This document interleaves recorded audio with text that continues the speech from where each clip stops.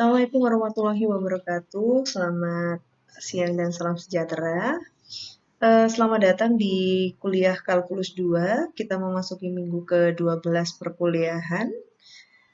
2 minggu yang lalu kita sudah mempelajari 4 macam metode untuk menyelesaikan masalah integral yang spesial gitu ya. Atau kita mempelajari tentang teknik integrasi untuk menyelesaikan masalah integral yang tidak dengan mudah kita selesaikan.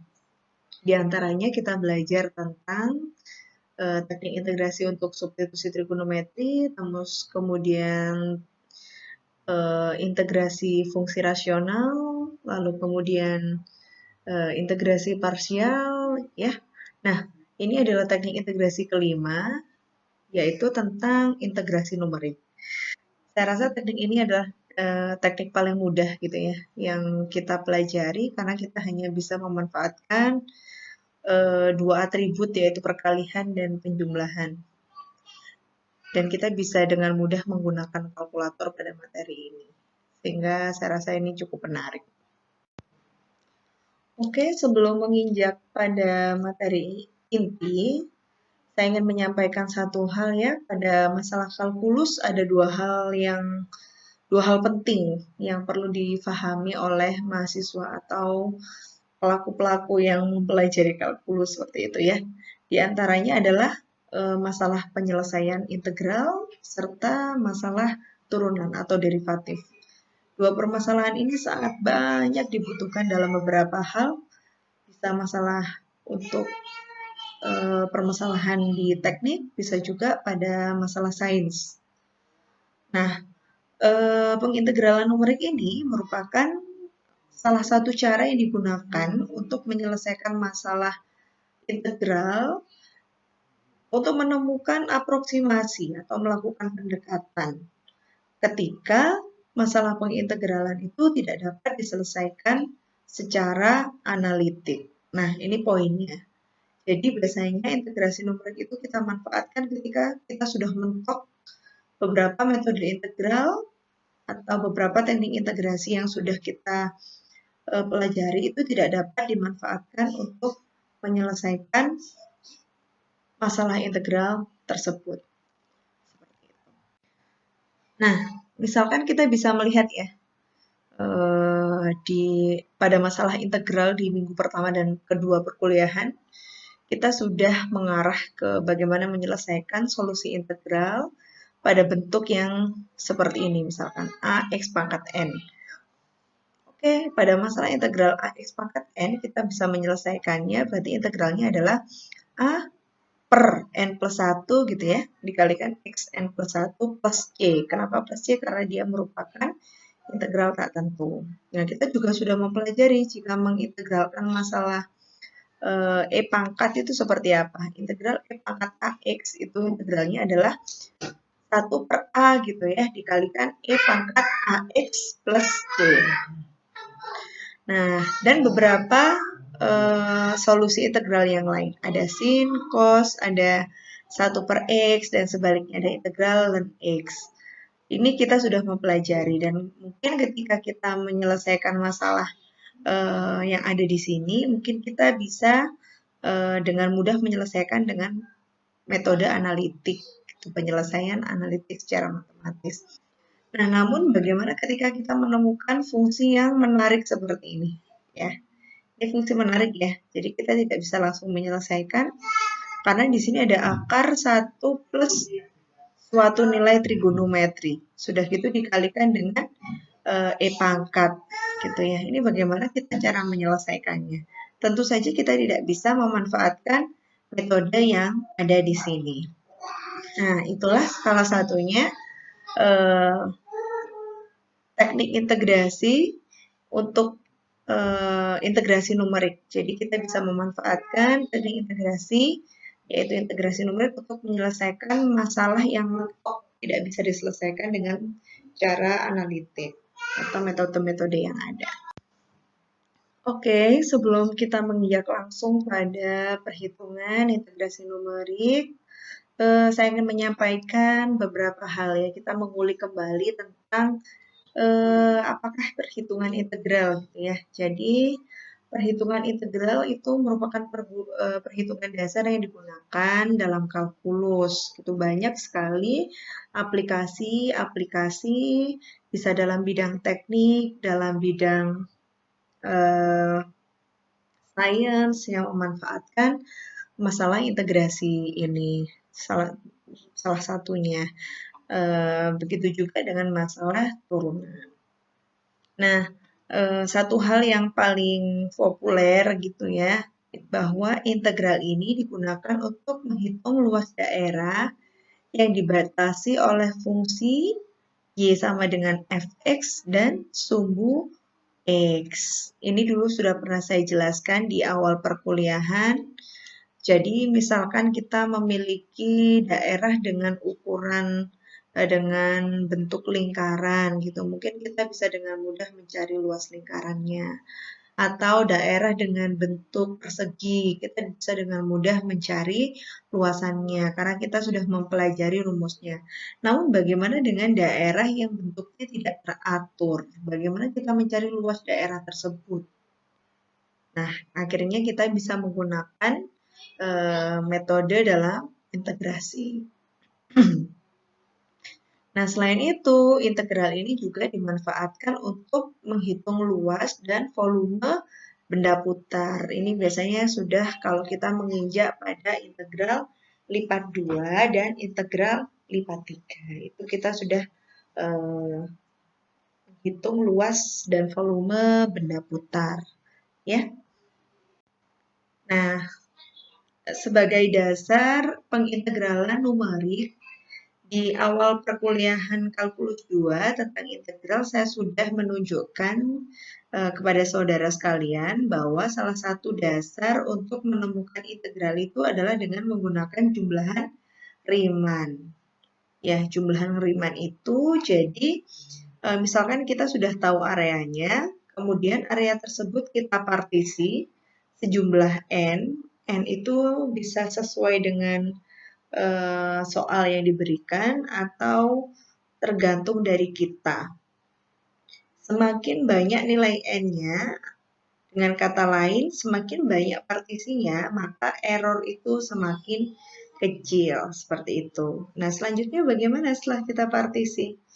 Setelah kita partisi, kita dekati dia dalam bentuk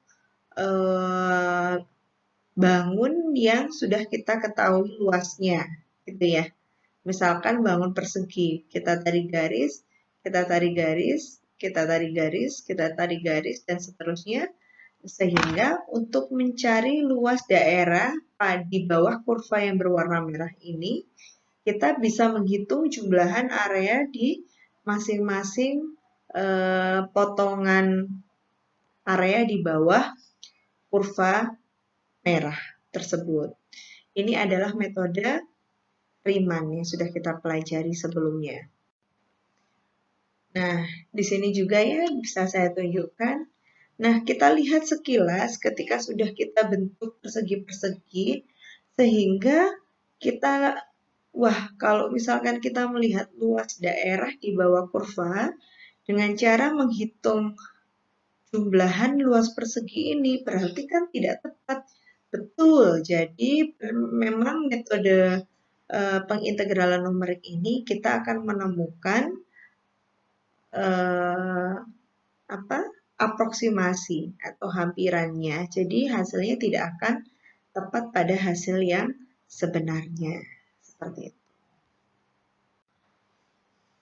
Oke, ini sudah saya ajarkan juga ya tentang dasar pengintegralan numerik, yaitu dengan menggunakan formula Newton-Cotes. Ya, kita di awal sudah belajar bahwa misalkan hasil pengintegralannya itu I, merupakan integral dari fungsi fx dx pada batas bawah A dan batas bawah B, itu artinya sama dengan ya mendekati dengan integral dari fn x dx, di mana batas areanya yaitu dari A dan B juga, di mana N ini adalah jumlah potongan yang kita pilih untuk mencari jumlahan Riemannnya. Nah, untuk nilai hampiran fungsi f(x) dengan polinomial dapat kita tunjukkan seperti berikut. Fnx sama dengan A0 ditambah A1x ditambah dan seterusnya sampai dia mencapai ANXN. Ini untuk yang polinomial. Nah, bagaimana dengan fungsi linear? Bagaimana dengan fungsi kuadrat seperti itu? Jadi kita bisa mendekati rumusnya tadi ya, potongannya bisa kita dekati dengan fungsi linear, bisa kita dekati dengan fungsi kuadrat. Jadi jumlahan Riemann itu adalah yang paling dasar, sehingga errornya itu yang paling besar. Kita bisa juga menggunakan pendekatan dengan fungsi lain, diantaranya fungsi linear dan fungsi kuadrat. Ini bisa kita lihat ya, misalnya areanya adalah yang berwarna biru. Areanya yang berwarna biru, batas bawah adalah A, batas atas adalah B. Jika kita melakukan pendekatan dengan fungsi linear, misalkan kita dekati dengan fungsi trapesium seperti ini ya. Nah, kita bisa melihat kira-kira errornya seberapa. Lebih besar gitu ya. Nah, yang gambar B itu adalah ketika kita melakukan pendekatan dengan fungsi kuadrat. Kita dekati grafik biru ini dengan fungsi kuadrat sehingga kita melihat bahwa errornya akan lebih kecil. Artinya apa? Semakin besar polinom ya, pangkat pada polinom untuk pendekatan grafik yang kita cari, maka errornya akan semakin kecil. Tadi kan sudah linear, sudah kuadrat. Bolehkah kubik? Boleh. Misalkan ini kita dekati dengan fungsi kubik atau polinomial yang lain yang lebih tinggi boleh. Jadi bagaimana kita mau pendekatan hingga polinomial berpangkat yang lebih tinggi? Boleh. Nah, untuk yang ini polinomial dapat didasarkan pada data. Oke, misalkan kita sudah tahu nilainya. Ini ya, kita tuliskan datanya, mana delta X-nya, berapa selisihnya A sampai B, seperti itu. Lalu kita lakukan jumlahan seperti ini. Oke, nah langsung saja bagaimana kita menyelesaikan integrasi numerik. Tuh ya. Misalkan kita mencari luas daerah yang diarsir. Yang diarsir itu seperti ini. Berarti kita mencari luas daerah di bawah kurva Y sama dengan Fx dengan batas bawah A dan batas atas adalah B. Areanya adalah L, misalkan ya. Nah, kita bisa menghitung nilai luasnya dengan cara integral A sampai B dari fungsi Fx. Namun kita apakah tahu berapa fungsi fx-nya gitu ya. Secara dasar kan ini yang kita cari. Berarti kita mencari integral fungsi fx dx dari batas bawah A dan batas atas B. Seperti itu. Nah, yang menjadi tantangan kita, seberapa bentuk fungsi fx-nya. Apakah dia bisa dengan mudah dihitung dengan cara analitik, dengan teknik-teknik integrasi yang ada, ataukah dia harus menggunakan integrasi numerik? Ini yang menjadi tantangan. Ya. Ini metode integrasi Riemann, saya hanya mengingatkan kembali saja ya. Misalkan kita diminta mencari luas di bawah kurva berwarna merah ini. Kita bisa melakukan pendekatan Riemann dengan cara seperti ini. Jadi luas area di bawah kurva ini merupakan jumlahan dari persegi panjang yang ada di bawah ini. Seperti itu. Ya. Oke. Ini tidak usah saya ingatkan kembali ya. Saya rasa tadi sudah saya bahas berulang. Metode integral pasti rumusnya adalah X kuadrat gitu ya. kuadrat. Jika kita sudah tahu X-nya, berarti tinggal kita cari aja. Fx tadi kan Y ya. Jadi Y sama dengan 0 kuadrat. Ini sama dengan 0,1 kuadrat. Ini sama dengan 0,2 kuadrat, dan seterusnya. Jadi untuk yang Fx atau yang Y berarti kita mengkuadratkan nilai yang ada di atasnya. Oke? Nah, lalu bagaimana? Jumlahan Riemann menyatakan bahwa L sama dengan H dikalikan sigma Fxi. Di mana I-nya adalah dari 0 sampai 10. H-nya adalah 0,1. Ya. Sigma Fxi berarti kan ini ya. 0 tambah 0,1 tambah 0,04 dan seterusnya. Ditambahkan semua. Ternyata hasilnya dengan menggunakan kalkulator adalah 3,85. Sehingga luas integral L tadi merupakan perkalian antara H dengan jumlah Fxi, yaitu kira-kira 0,385. Oke. Nah, bagaimana jika secara analitik? Ya, secara analitik. L sama dengan integral 0 sampai 1 X kuadrat. X kuadrat diintegralkan kan berarti 1/3 X pangkat 3. Kemudian kita masukkan batasnya 1, berarti 1/3 kali 1. 1/3 ya. Dikurang 1/3 kali 0, 0. Berarti hasilnya adalah 1/3. Jika dijadikan desimal, 0,333. Nah, sehingga kita menemukan error di sini. Ya, jadi kira-kira errornya diperoleh dengan menggunakan teknik integrasi yang integrasi numerik tadi kira-kira 0,052. Jadi error ini pasti kita temukan pada metode penyelesaian integrasi numerik. Seperti itu. Tinggal kita lihat seberapa besar errornya. Oke, ini adalah algoritma metode integral Riemann. Saya rasa semuanya sudah paham ya, cukup mengingatkan saja. Nah, ini mungkin yang materi baru ya. Jadi ada metode integrasi dengan nama integrasi trapezoida. Metode integrasi trapezoida ini adalah salah satu metode integrasi untuk melakukan pendekatan atau aproksimasi dengan menggunakan garis lurus atau menggunakan fungsi linier. Ya, apakah metodenya sama, kurang lebih tekniknya mirip dengan integral jumlahan Riemann, ya. Nah, namun kita bisa menggunakan rumus yang sudah ditemukan untuk menghitung secara cepat hasil yang dicari. Jadi ketika kita mencari integral dari batas A sampai B fungsi fx dx dengan menggunakan metode integrasi trapezoida atau dengan melakukan aproksimasi dengan menggunakan garis lurus, maka kita bisa menggunakan ini.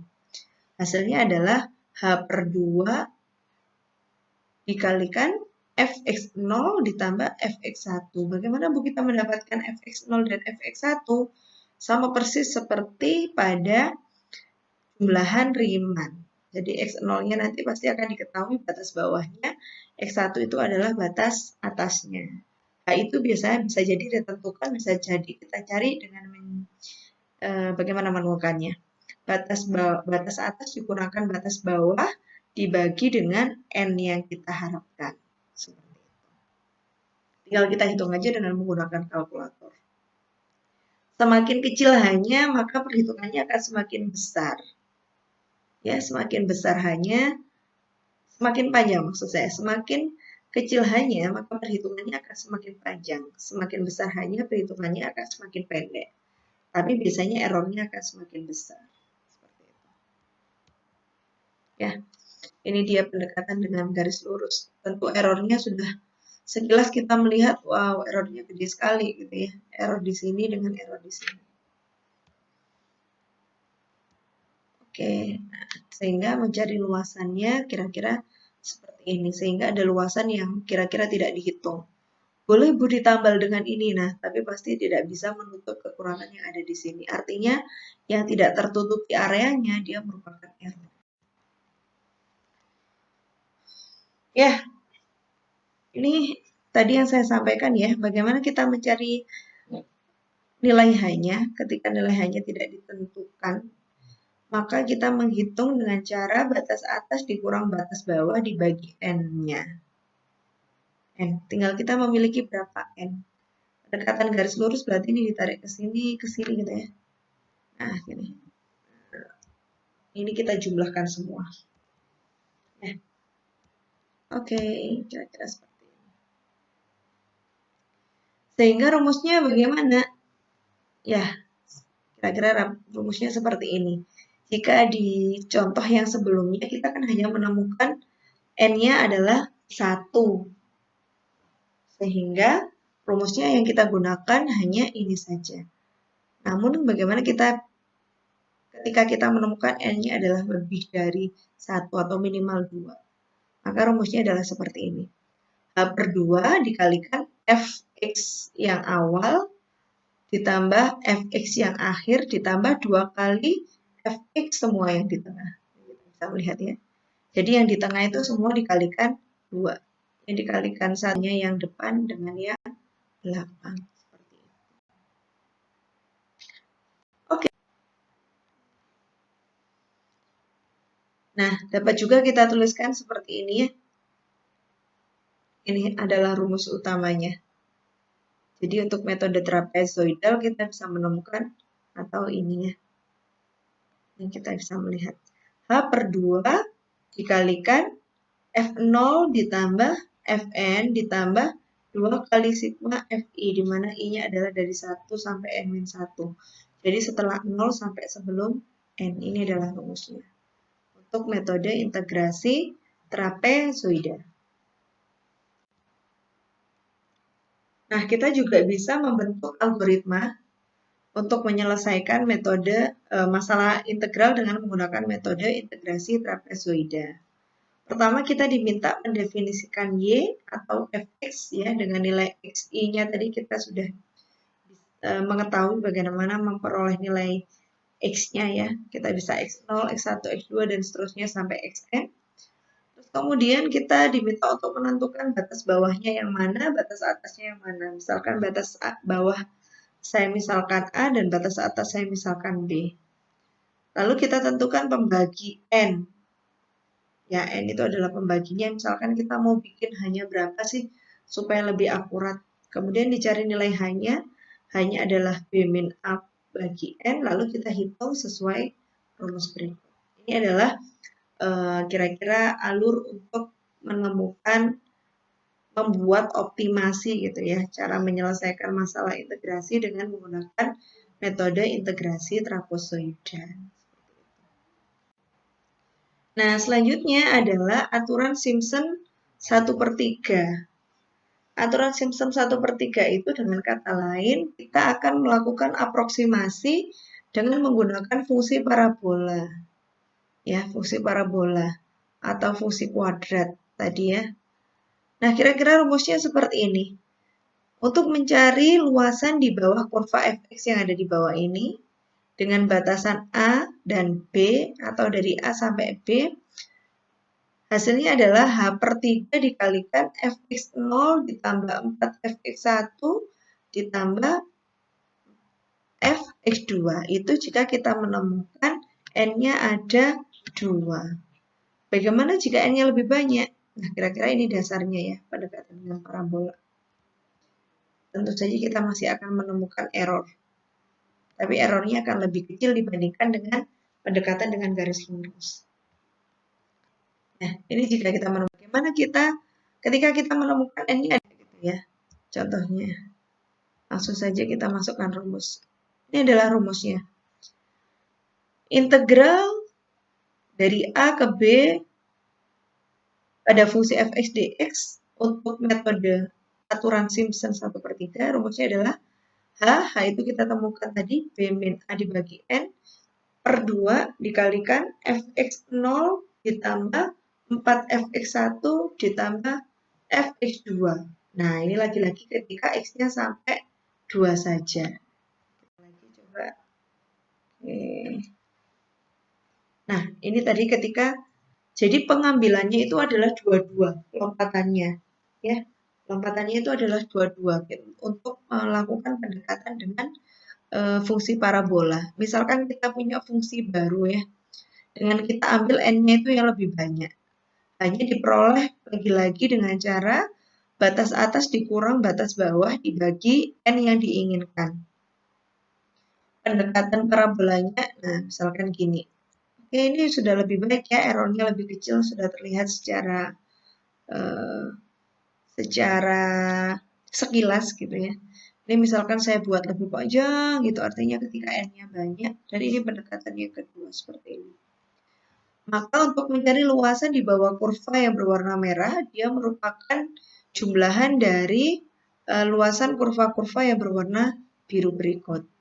Nah, jika tadi kita sudah menemukan rumusnya untuk nilai X yang sampai dengan 2, bagaimana ketika X-nya? Nah, kira-kira rumusnya seperti ini. Dengan menggunakan aturan Simpson, luas dari daerah yang dibatasi fungsi Y sama dengan X dan sumbu X dapat dihitung sebagai berikut.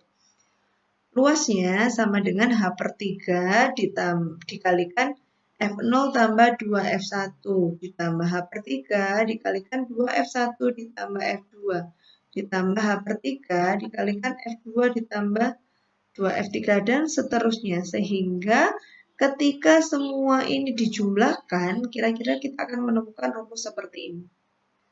Luasnya sama dengan H per 3 dari untuk F0 dan Fn tetap 1 kali.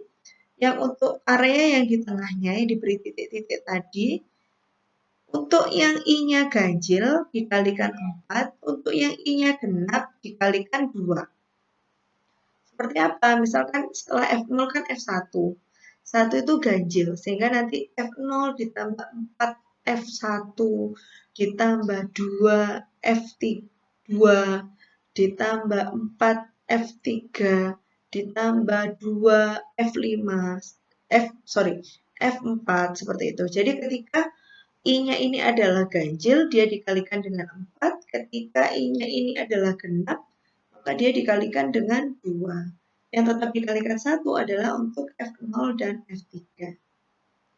Ya, dan jangan lupa ini dibagi 3 karena dia adalah Simpson 1 per 3. Kira-kira demikian. Nah, lanjutan dari Simpson 1 per 3 dia adalah Simpson 3 per 8. Kurang lebih mirip ya. Namun untuk Simpson 3 per 8 itu kita melakukan aproksimasi dengan menggunakan fungsi kubik atau pangkat 3. Jika Simpson 1 per 3 menggunakan fungsi kuadrat atau pangkat 2. Bagaimana rumusnya? Ya, kira-kira seperti ini ya. Integral dari fungsi fx dx dengan batas a ke b kira-kira seperti ini. 3 per 8h dikalikan fx0 ditambah 3f1 ditambah 3x2 ditambah fx3. Itu ketika n-nya ada 3. Ya. Bagaimana jika n-nya adalah banyak? Ini pendekatan dengan fungsi kubik ya. Jadi jika pendekatan dengan fungsi kuadrat tadi kita ambil lompatannya adalah 22, kalau dengan menggunakan fungsi kubik lompatannya adalah 33. Ya. Oke, kira-kira seperti ini ya. Wah, kita akan menemukan error pasti. Namun seharusnya dia akan lebih kecil. Saya teruskan. Jika banyak maka metodenya sama ya. Jadi nanti akan 3 per 8h. Untuk yang paling depan dan paling belakang, batas atas dan batas bawah, dia dikalikan 1.